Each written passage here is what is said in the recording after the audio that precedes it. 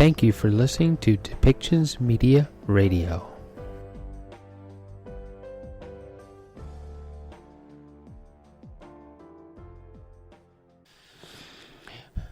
Welcome back to Depictions Media Radio. I am your host, Michael Clogs, and in this next segment, we're going to be listening to Justin Trudeau in a press conference talking about, of course, the Freedom Convoy, and he's going to make some mentions about how Canada is assisting the Ukrainian government and some thoughts on the imminent invasion from Russia. As in the previous report, you heard that that they are stockpiling. Russia is stockpiling weapons just outside of one of the borders, and they're playing war games with Belarus, and could at any time attack that particular border crossing that will lead straight to Kiev. So let's listen to what Justin Trudeau has to say about the Ukraine and the protesters and blockade of the Freedom Convoy. They're endangering jobs, they're threats to our economy and to public safety. The blockades are hurting small businesses and neighborhoods. At the border, they're impacting trade, supply chains, and manufacturing. The people these blockades are hurting are everyday families, auto assembly workers, farmers, truckers, and blue-collar Canadians.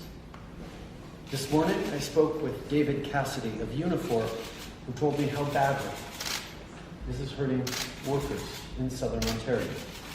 We both agree that blockades are unacceptable and that they have to end for the good of all Canadians. Hier, j'ai convoqué le groupe d'intervention en cas d'incident avec plusieurs ministres et hauts fonctionnaires.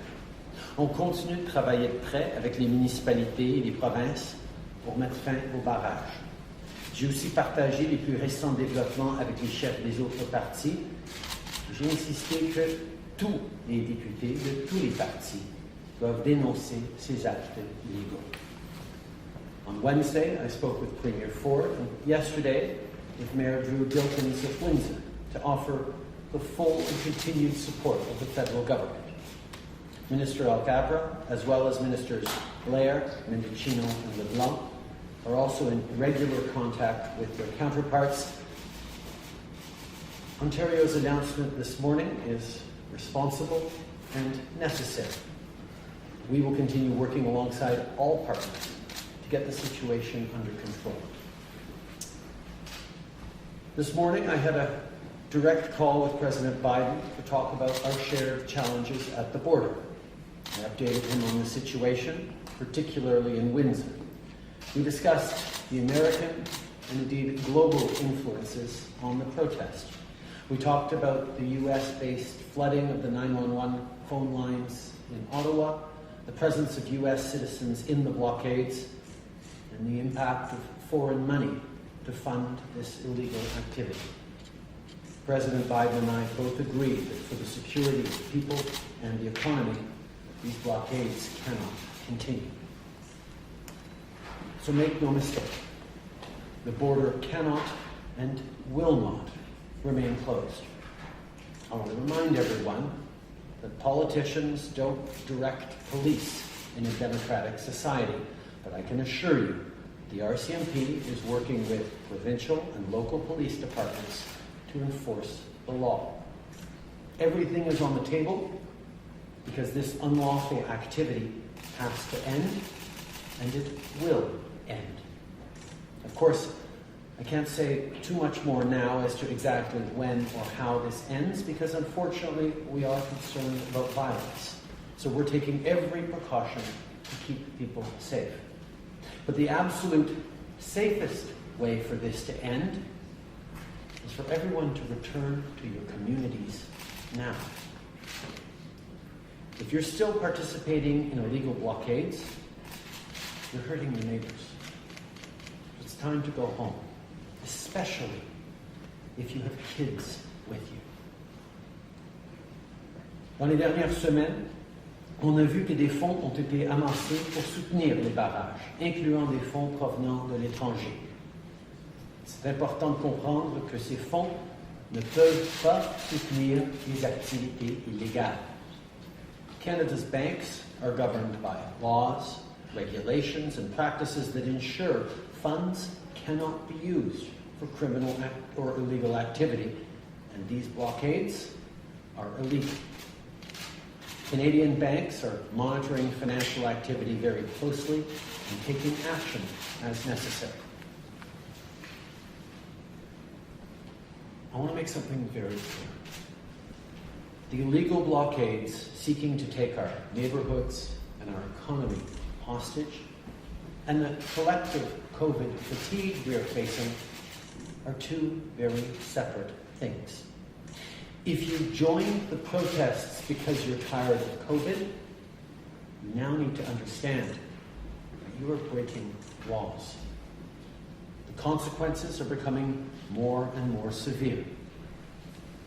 You don't want to end up losing your license, end up with a criminal record, which will impact your job, your livelihood, even your ability to travel internationally, including to the U.S. We've heard your frustration with COVID, with the measures that are there to keep people safe. We've heard you. It's time to go home now. And to the people who are tired of this pandemic, that is, all Canadians, I want you to be able to get back to the things that you love. I hear you, all of you. Parliamentarians hear it in your communities. We all hear it from friends and family. From people like Lori from here in Ontario, who wrote to me to say she disagrees with the bad behavior of the blockaders. She's also tired of the restrictions. Or Helen from Toronto, who's worried about what the restrictions are doing to children's mental health. I understand. We don't want these measures to last longer than they should. And we never did. But the truth is, because of all of our efforts, we saved more lives in Canada than in many other countries. We helped people like Sammy from Courtney, BC, who also wrote to tell me that as a healthcare worker, our measures are keeping him safe. C'est parce qu'on a travaillé ensemble et qu'on s'est fait vacciner qu'on a récupéré plus d'1 million d'emplois. On a demandé aux gens de se faire vacciner précisément parce qu'on veut éviter des confinements et des restrictions. Et c'est ce que les Canadiens ont fait. En regardant vers l'avant, on continue de travailler avec les responsables de la santé publique et de suivre les meilleurs conseils scientifiques pour garder les gens en sécurité et pour protéger les travailleurs de santé. Every day, we consider and reconsider what's possible and what's best to protect Canadians. I have multiple meetings every week to talk about what the next steps are. And this morning, for example, I spoke with Dr. Tam and Minister Duclos, among others, about the plan to adjust travel measures under federal jurisdiction. As Canadians, it's important to continue being there for one another. We're fighting a virus. We're not fighting each other. People are making sacrifices and have been for the past 2 years. It's never the time to hurt our economy and fellow Canadians with illegal blockades, but especially not now, after all we've sacrificed together, after all we've done to get back to the things we love and reopen our lives. Avant de terminer, je veux parler de la situation en Ukraine. On continue de travailler de façon très proche avec le président Biden et nos alliés. Ce matin, on a eu un sommet virtuel pour discuter de nos efforts diplomatiques, économiques et militaires. During the summit with President Biden and allies, we discussed the importance of finding a peaceful solution. That remains our focus. We're all concerned that Russia is continuing to build up its true presence and looking actively for excuses to act. Instead, Russia must de-escalate. The West is standing firm together, coordinated, and ready to impose severe costs, including sanctions, if Russia invades Ukraine once again. We're also strengthening our support and presence through NATO. We will continue to support Ukraine democracy, sovereignty, and independence, and, more than anything else, continue to support the people of Ukraine. This is an evolving situation, but the bottom line is this. We're not seeking confrontation with Russia, but we're resolved to stand firm with the Ukrainian people's right to determine their own future. Merci. Thank you, Prime Minister. Merci, Premier Ministre. We will now begin with 20 minutes of questions, starting with 10 minutes from the room, followed by 10 minutes by the phone. On va maintenant commencer avec 20 minutes de questions, commençant avec 10 minutes dans la salle, suivi par 10 minutes par la téléphone. Première question. Hello, Prime Minister. Mike Blanchfield, Canadian Press. It's been 2 weeks, and only now is the Ontario government taking concrete steps. Until now, your government has simply said you'll continue to provide the resources when asked. So why has it taken 2 weeks, 15 days, for any government anywhere to do something directly to address this crisis now? From the very beginning, we have been supporting the Ottawa Police Force and the province of Ontario with any resources they need to keep public order, to ensure that they're able to move forward on ending these blockades. I think citizens of Ottawa, indeed all Canadians, are impatient for them to be done, for people to go home. The message has been clear. People have been heard. In this country, jurisdictions work together.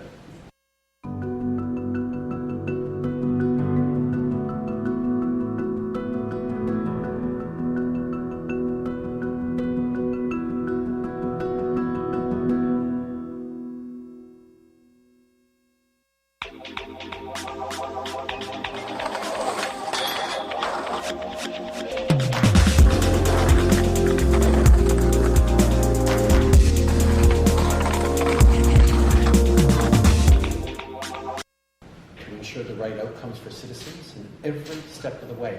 The federal government has been there with resources, with support, with guidance, and engagement that is getting us through this one step at a time. Bonjour, M. Trudeau, Laurent Martin, Radio-Canada. Vous dites que toutes les options sont sur la table. Est-ce que ça inclut l'armée, ça aussi?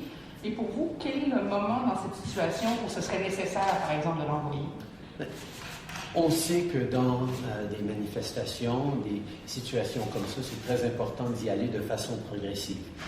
On sait que la meilleure solution pour ces blocages illégaux, c'est que les gens décident qu'effectivement, ils se sont fait entendre, ils ont pu exprimer leur frustration, leur désaccord, et que c'est maintenant le temps de rentrer chez eux. C'est le message qu'on passe depuis un bon bout de temps. Maintenant, ils commencent à voir qu'il va y avoir des réelles conséquences à leur licence, à leur avenir, à leur emploi, s'ils se font arrêter dans des barricades illégaux, et des gens qui vont, on l'espère, choisir de rentrer chez eux. Sinon, il y a une intervention policière qui va être de plus en plus robuste, et on va continuer de répondre de façon proportionnée. Mais la police doit utiliser les moyens étape par étape pour en finir, mais on le dit très clairement, ce blocage de la ville d'Ottawa, ce blocage particulièrement de notre économie qui fait mal aux Canadiens à travers le pays qui sont impactés par ces barricades, ça doit en finir, on doit en finir. London Greater CTV News. Prime Minister, I know you don't like to talk about your father's legacy, but he faced some similar decisions in 1970 about the use of the Canadian forces in a civilian law enforcement capacity. You said a moment ago everything's on the table. Could you explain to what extent military is being considered? And also, how much did your father's experience back then color your own reaction to this and the decision that you may still have to make? I think as I've said many times, my values are deeply informed by the way I've been brought up, not just by my father, but by my experiences as a Canadian. I think that's what every politician brings to bear, the core values that they stand for.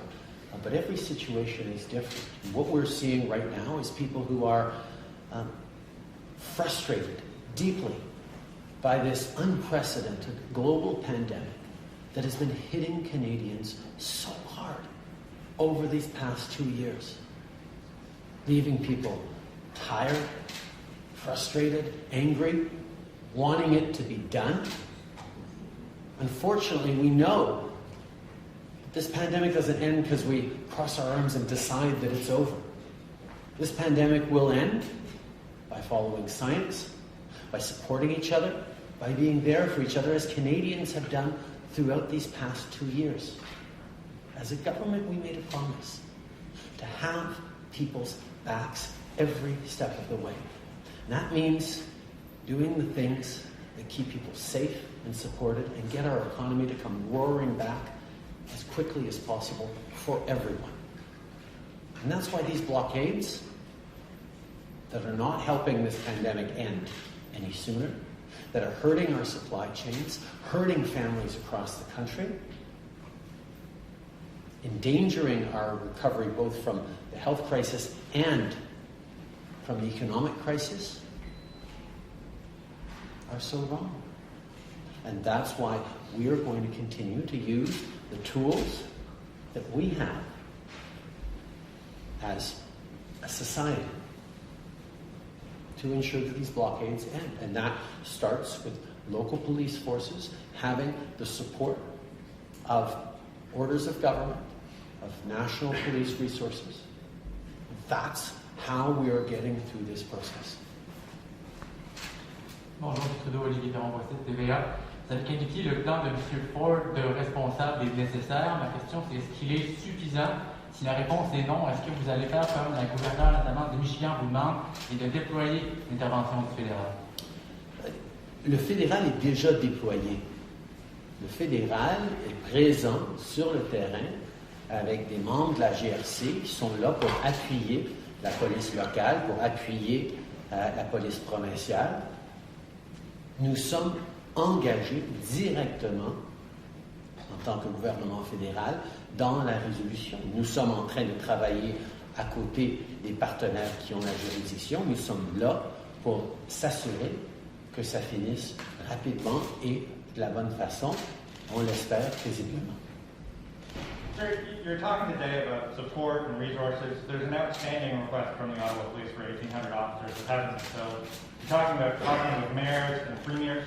Is that supposed to provide comfort to businesses in Centretown that have been closed for a week, to auto workers who are being laid off because the Ambassador Bridge is closed? We have provided hundreds of police officers to jurisdictions that needed them, including Ottawa.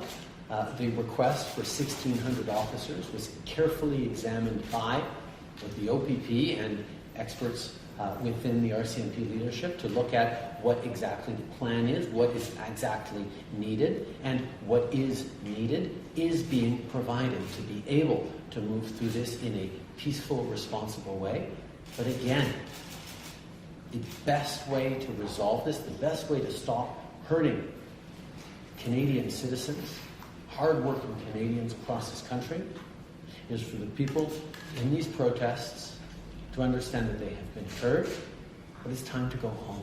It's time to bring your kids home from this protest. It is now an illegal protest, and the consequences on them and on their families will be significant if they choose to continue with this illegal activity.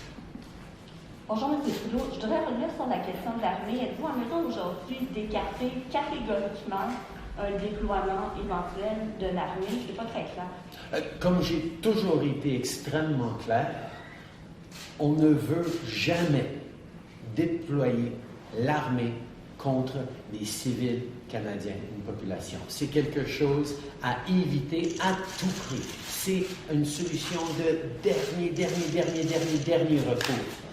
Évidemment, dans une situation comme ça, on doit être prêt pour toute éventualité, mais avant d'aller de l'avant avec une proposition comme ça, d'appeler l'armée, il y a tellement d'autres étapes qu'on peut et qu'on est en train d'utiliser qu'on n'est pas rendu là encore, loin de là.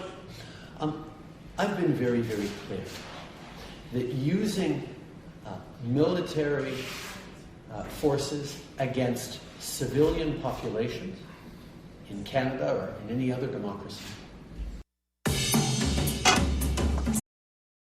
avoid having to do at all costs.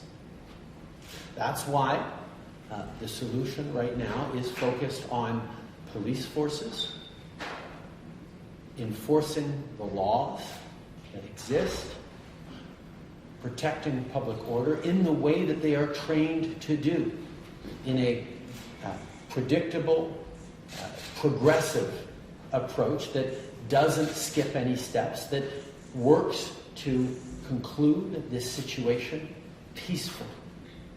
That's why right now it has become a lot more difficult and a lot more impactful and, quite frankly, expensive for people who are in those protests because they're tired of COVID to continue to be part of these illegal protests. The consequences on their lives for choosing to continue to endanger the lives and livelihoods of other Canadians, to continue to violate our laws, are going to be more and more extensive, and therefore we are very hopeful that people will choose to leave these protests peacefully now that they've been heard. There are further steps for law enforcement to take as that happens or not, but we are a long way from ever having to call in the military, although, of course, we have to be ready for any eventuality, but it is not something we are seriously contemplating at this time. Prime Minister, I'm wondering if you have any regrets about the approach that you've taken to the protesters at any time, especially your comments when they first arrived. Do you think that actually helped, or do you think it sort of angered them and they felt misunderstood and caused the protesters to really dig in, so to speak? I think there was a lot of Canadians scratching their heads at the fact that protesters who purported to speak for truckers actually didn't represent the 90% of truckers who are vaccinated. I think where they certainly struck a chord with a lot of Canadians is that people are tired of COVID. They're tired of the restrictions. But at the same time, as a government, we made a promise to Canadians to have their backs every step of the way for as long as it takes. And part of having people's backs is making sure that the public health measures that we bring in, the supports for Canadians, the supports for provinces that bring in the restrictions, these are the things that get us through this pandemic. These are the things that save lives.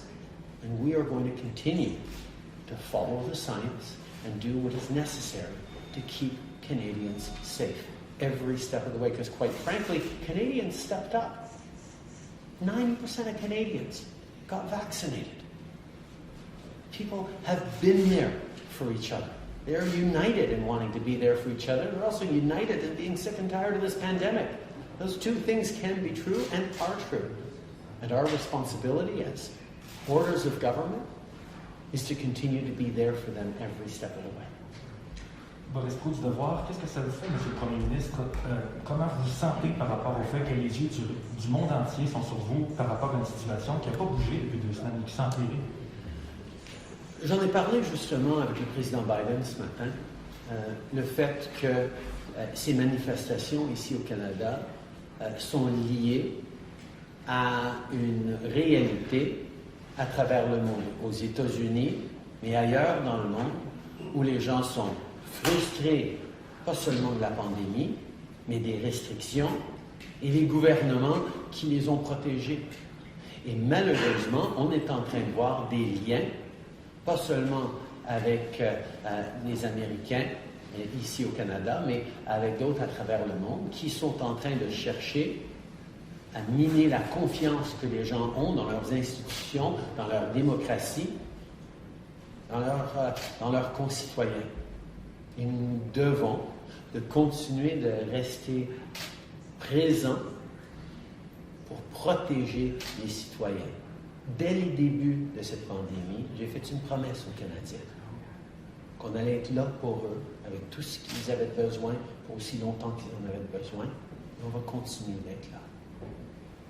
Thank you. We will now go to the operator for questions over the phone for 10 minutes. One question, one follow-up. Nous allons maintenant aller à la téléphone pour des questions, une question et un suivi. Merci. Operator, over to you. Thank you. Merci. For questions over the phone, please press *1 on the device's keypad. Pour les questions téléphone, faites étoile 1 sur votre appareil. The first question is from Olivia Stefanovic from CBC News. Please go ahead. Your line is open. Hi, Minister Trudeau. Provinces are lifting vaccine passports, and your government, as we understand it, is moving to lift the PCR testing around travel. Are you concerned that the protesters will claim victory for these changes, and this will embolden them further? I think different provinces are taking decisions that they feel are appropriate to them on vaccine mandates and restrictions they have in their jurisdictions. As you know, the federal government has responsibility over the borders, over international travel, and over the federal public service. As I said, we had extensive meetings today on the next steps that we look forward to taking, and we'll be making announcements regarding our border posture next week. Are you concerned, though, that any announcements you do make could reach these protesters claiming victory and embolden them further? I think it's extremely important to emphasize that all the decisions we take will be based in science, and indeed will be focused on Canadians getting their lives back to normal. I can emphasize that many of the measures that we've been talking about for a long time, for example, the measures that the Canadian government brought in on needing to be vaccinated to get on a plane or a train, or needing to be vaccinated to work in the federal public service, are not among the things that we are considering changing. We're continuing to look at the posture to ensure that people are able to get back to the things they love as this Omicron wave begins to recede.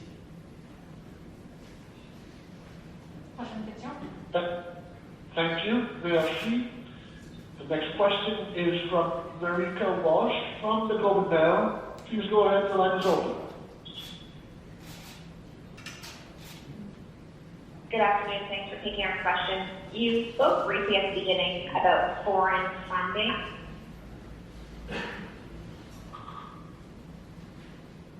Marika, I think we lost you. Marika, I think we lost you.